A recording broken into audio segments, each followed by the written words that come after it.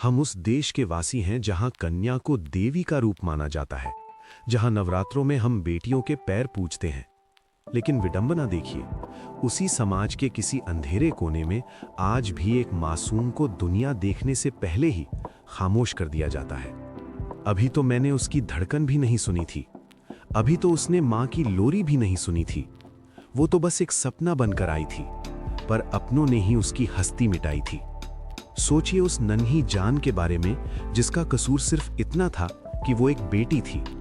वो अपनी मां की कोख में सुरक्षित महसूस कर रही थी। उसे लग रहा था कि बाहर एक खूबसूरत दुनिया उसका इंतजार कर रही है। उसे क्या पता था कि जिस आंगन में उसे चहकना था, उसी आंगन के रक्षक ही उसके भक्षक बन जाएंगे। जब एक नन्ही कली को कोख में ही कुचल दिया जाता है, तो सिर्फ एक शरीर का अंत नहीं होता, बल्कि एक आने वाले भविष्य की हत्या होती है। एक मां की ममता का कत्ल होता है और एक पिता के उस गर्व का गला घोंटा जाता है जो वो अपनी बेटी की कामयाबी पर कर सकता था। क्यों है ये खामोश दर्द? आज हम चांद पर पहुंच चुके हैं, तकनीक में आगे बढ़ रहे हैं, लेकिन हमारी सोच आज भी संकुचित है।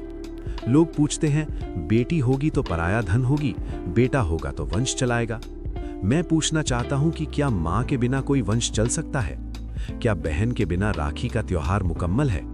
अगर आज आप बेटियां मार देंगे तो कल बहुएं कहां से लाएंगे? बिना औरत के ये संसार एक सूखे रेगिस्तान की तरह हो जाएगा, जहां जीवन की कोई उम्मीद नहीं बचेगी। बेटियां बोझ नहीं, सम्मान होती हैं, हर घर की शान और जान होती हैं। समय आ गया है जागने का। हॉस्पिटलों की मशीनों से उस मासूम की चीख बाहर नहीं आती, लेकिन वो चीख ब्रह्मांड में गूंजते हैं। हम कानून तो बना सकते हैं, लेकिन जब तक हमारे दिलों में बेटियों के लिए सम्मान पैदा नहीं होगा, ये पाप नहीं रुकेगा। हमें समझना होगा कि बेटी वो फूल है जो हर घर में नहीं खिलता। वो ईश्वर का सबसे अनमोल उपहार है। कल्पना कीजिए उस घर की जहां बेटियों की पायल नहीं छनती, जहां उनकी खिलखिलाहट नहीं गूंजती। वो घर नहीं, महज एक चार दीवारी है। अगर आपके आसपास कहीं भी ऐसा पाप हो रहा हो, तो चुप मत रहिए। आपकी एक आवाज एक मासूम की जान बचा सकती है। बेटियों को पंख दीजिए, उन्हें पढ़ने दीजिए, उन्हें बढ़ने दीजिए। यकीन मानिए, वो आसमान छू कर दिखाएंगी और आपका सर गर्व से ऊंचा करेंगी। आइए आज हम सब मिलकर ये कसम खाएं कि हम बेटी बचाओ बेटी पढ़ाओ के नारे को सिर्फ कागजों तक सीमित नहीं रखेंगे, बल्कि इसे अपने जीवन का संकल्प बनाएंगे।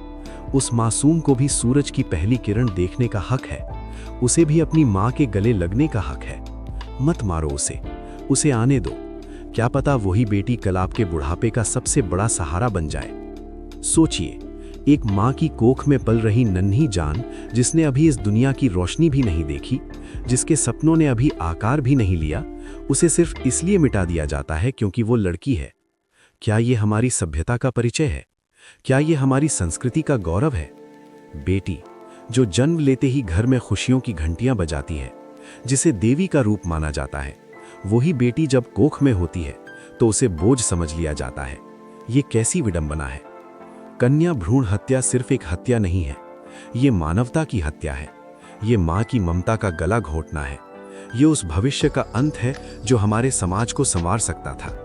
जब हम एक बेटी को जन्म लेने से पहले ही मिटा देते हैं, तो हम अपने ही घर की रोशनी बुझा देते हैं। बेटियां बोझ नहीं होती, वे तो शक्ति होती हैं। वे मां बनकर जीवन देती हैं, बहन बनकर स्नेह देती हैं और बेटी बनकर घर को स्वर्ग बना देती हैं। अगर बेटियां नहीं होंगी तो समाज का संतुलन कैसे रहेगा? परिवार की नींव कैसे टिकेगी?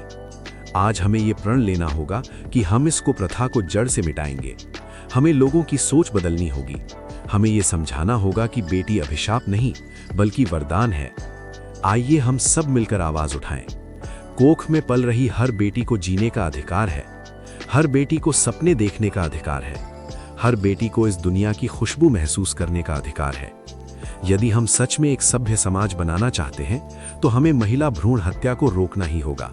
बेटी बचाओ बेटी पढ़ाओ, ये नारा सिर्फ शब्द नहीं, बल्कि हमारी जिम्मेदारी है। सोचिए, एक नन्ही सी जान जिसने अभी इस दुनिया की रोशनी भी नहीं देखी, जिसने अभी अपनी मां की उंगली पकड़कर चलना भी नहीं सीखा, जिसने अभी मां और पापा कहना भी नहीं सीखा, उसे सिर्फ इसलिए मार दिया जाता है क्योंकि वो लड़की है।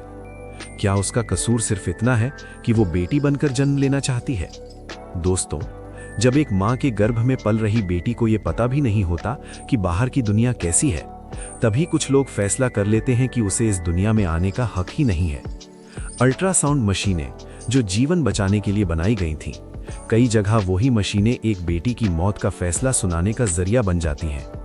सोचिए उस माँ के दिल पर क्या गुजरती होगी जब उसे मजबूर किया जाता है कि वो अपनी ही कोख में पल रही बेटी को खत्म कर दे। एक माँ जो 9 महीने तक अपने बच्चे को अपने खून से सींचती है, उसे समाज, परिवार और परंपराओं के दबाव में आकर अपनी ही बेटी की हत्या करनी पड़ती है। ये सिर्फ एक हत्या नहीं है, ये ममता की हत्या है, इंसानियत की हत्या है और भविष्य की हत्या है। दोस्तों, हमारे समाज में आज भी कई लोग बेटी को बोझ समझते हैं। उन्हें लगता है कि बेटी पैदा होगी तो दहेज देना पड़ेगा, जिम्मेदारियां बढ़ जाएंगी। लेकिन वही लोग भूल जाते हैं कि जिस बेटी को वो जन्म लेने से पहले ही मार देते हैं, वही बेटी आगे चलकर डॉक्टर, टीचर, वैज्ञानिक, सैनिक, नेता या एक महान इंसान बन सकती थी।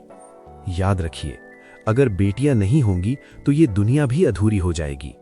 जिस समाज में बेटियों को जीने का अधिकार नहीं मिलता, वो समाज कभी तरक्की नहीं कर सकता। इतिहास गवाह है कि बेटियों ने हर क्षेत्र में दुनिया को रोशन किया है। उन्होंने घर भी संभाला है और देश भी संभाला है। फिर भी आज भी हजारों बेटियां इस दुनिया को देखने से पहले ही मार दी जाती हैं। ये सिर्फ कानून का मुद्दा नहीं है, ये हमारी सोच का मुद्दा है। जब तक हमारी सोच नहीं बदलेगी, तब तक कोई कानून, कोई नियम इस अपराध को पूरी तरह खत्म नहीं कर सकता। हमें खुद से सवाल पूछना होगा कि क्या हम सच में एक सभ्य समाज में जी रहे हैं, जहां बेटियों को जन्म लेने का अधिकार भी नहीं है? आज जरूरत है कि हम सब मिलकर ये संकल्प लें कि हम कभी भी बेटी और बेटे में फर्क नहीं करेंगे। हम अपनी सोच बदलेंगे और दूसरों की सोच बदलने की कोशिश करेंगे। आइए मिलकर कहें, बेटी बोझ नहीं है, बेटी भविष्य है। बेटी कमजोरी नहीं है, बेटी ताकत है। अगर हम सच में एक बेहतर समाज बनाना चाहते हैं, तो हमें हर बेटी को जीने का अधिकार देना होगा।